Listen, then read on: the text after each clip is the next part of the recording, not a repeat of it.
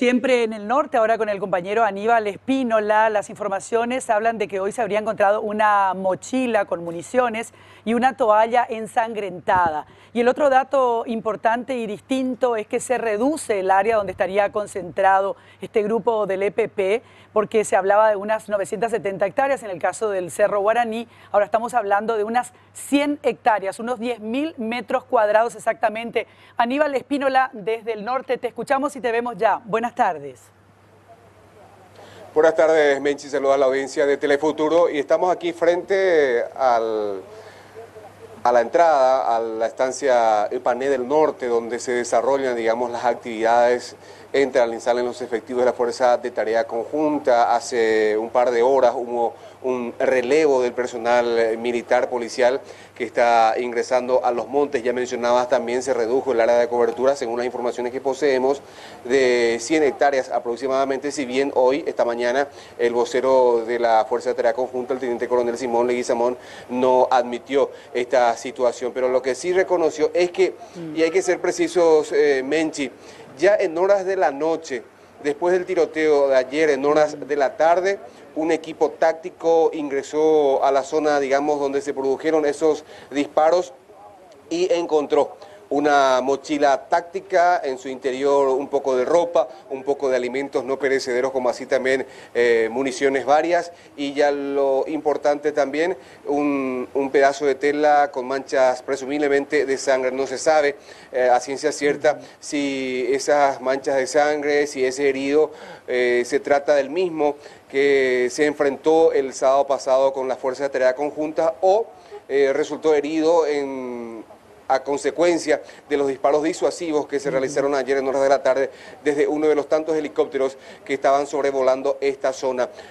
Hay que decir también que el vocero de la Fuerza de Tarea Conjunta dijo que al menos en el día de hoy no fue avistado ningún integrante del grupo criminal. Eso sí, se reconfirmaba que ayer por lo menos fueron avistadas 3 personas.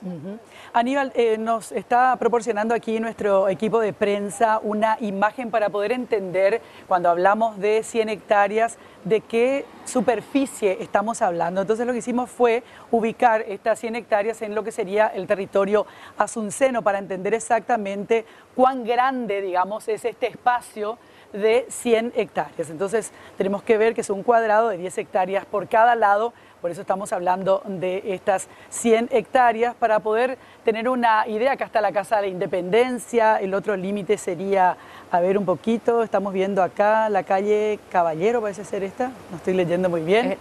De este lado el Museo de la Memoria, y de aquel lado la Plaza Italia. Plaza Italia, Asunción Supercentro, digamos, para que ustedes se hagan una idea de cómo ubicarnos, Tere, ¿verdad? Cómo ubicarnos una pequeña fracción del microcentro. Ya no es tan grande la superficie. Exactamente. Y nos parece importante hacer esto, porque por supuesto. De pronto uno dice 100 hectáreas, ¿cómo son 100 hectáreas físicamente, verdad?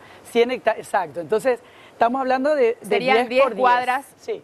10 cuadras a la redonda. Una hectárea equivale más o menos a una cuadra, dependiendo, claro, no todas las cuadras son iguales, ¿verdad? Entonces estamos hablando de esa superficie y cuando definimos con límites que conocemos todos o conoce una buena parte de la población en el sentido del microcentro de Asunción, nos damos cuenta de que estamos hablando de un espacio relativamente fácil de no muy grande, no muy grande, por lo menos no muy grande, por lo menos no muy grande. De todas maneras, obviamente es un espacio boscoso, hay que decirlo, ¿verdad? Si bien también cuando uno ve, Aníbal, las imágenes en Google y uno puede alejar un poquito el mapa, ¿verdad? Uno se da cuenta que es efectivamente un territorio de mucho bosque, pero en los alrededores está absolutamente descampado. Hay mucha pastura, o sea, ahí hay un campo trabajado, lo que hace que uno pueda directamente delimitar ese espacio de bosques y entender que si salen de ahí tienen que ser avistados necesariamente.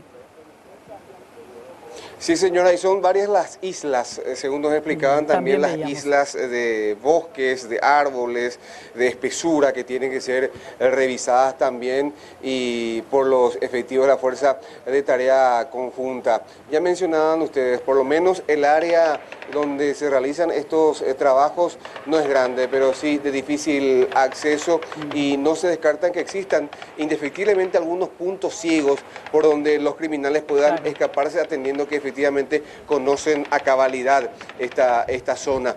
Y decir también, Menchi, audiencia de Telefuturo, que algunos están sosteniendo que finalmente se está combatiendo al EPP de la manera en que desde hace rato tenía que haberse combatido, entrando a los montes, verificando, usando un término rápido, ir apretándolos y forzarlos a que salgan a esos descampados donde indefectiblemente van a quedar sin su principal defensa, que son las zonas boscosas. Claro, probablemente en otro tiempo, Aníbal, cuando el EPP tenía en su poder a varios secuestrados, este operativo se hacía muy difícil porque obviamente se ponía en riesgo la integridad también de esas personas que estaban ahí sometidas contra su voluntad.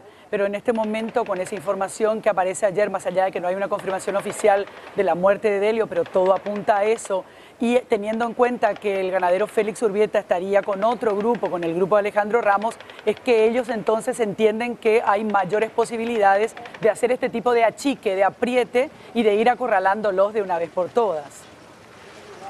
Al menos en el EPP, o el EPP ya no tiene secuestrados consigo. Otros hablan incluso que el ejército Mariscal López ya se desintegró también porque Alejandro Ramos dejó esta agrupación, o incluso hablan de que dejó el país, pero esas son informaciones no corroboradas hasta hoy en día. Pero vamos a escuchar lo que decía el teniente coronel Simón Leguizamón, quien es el vocero de la FTC, acerca de lo que ya mencionábamos, del hallazgo de una mochila táctica en su interior, algunos elementos importantes y sobre todo de un pedazo de tela con presumiblemente manchas de sangre que confirmarían la existencia de un herido en uno de estos tantos montes aquí que tenemos detrás nuestro.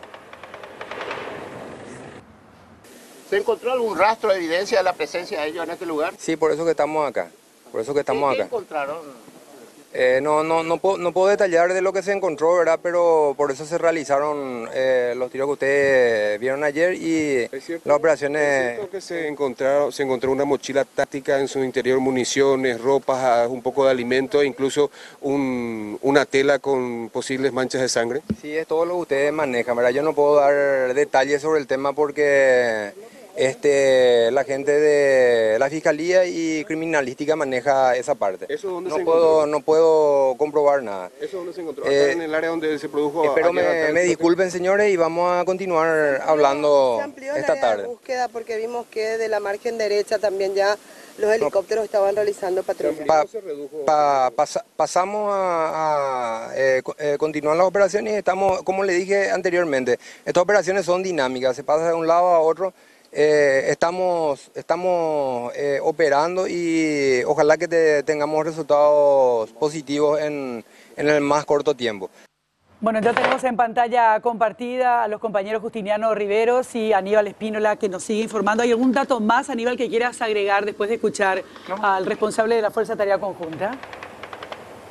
Un par de cosas, no solamente se maneja información proveída por fuentes humanas, sino también la Fuerza de Tarea Conjunta está trabajando mayoritariamente con informes y aparatos tecnológicos que le permiten acceder todavía a más información y cotejar justamente con esas informaciones dadas por fuentes humanas.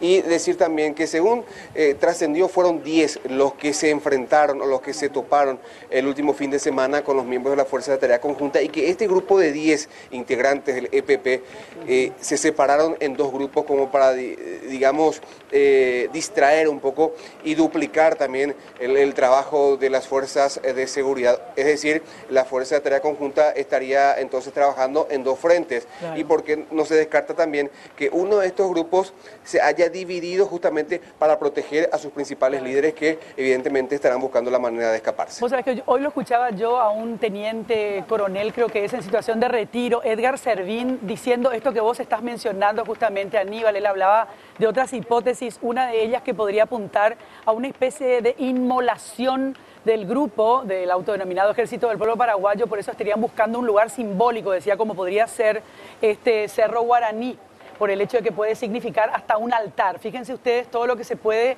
deducir. Se autoeliminarían. Se autoeliminarían. Una autoinmolación, una inmolación, decía este militar retirado. Lo otro mencionaba esto, la división en grupos y con seguridad decía también, y eso incluso anoté, porque me pareció importante, que es justamente que un grupo quede y que el otro grupo, él hablaba de 3 grupos, pero si son 2, como vos nos estás confirmando, que el otro grupo pueda salir, que pueda escapar, entonces uno se enfrentaría a la fuerza de tarea conjunta. Vamos a ver qué es lo que pasa. Y con relación, Menchi, a la inmolación, hay que decir que en el propio manual de EPP se establece que prefieren ellos matarse, inmolarse, antes que entregarse, como llaman ellos, a las fuerzas opresoras.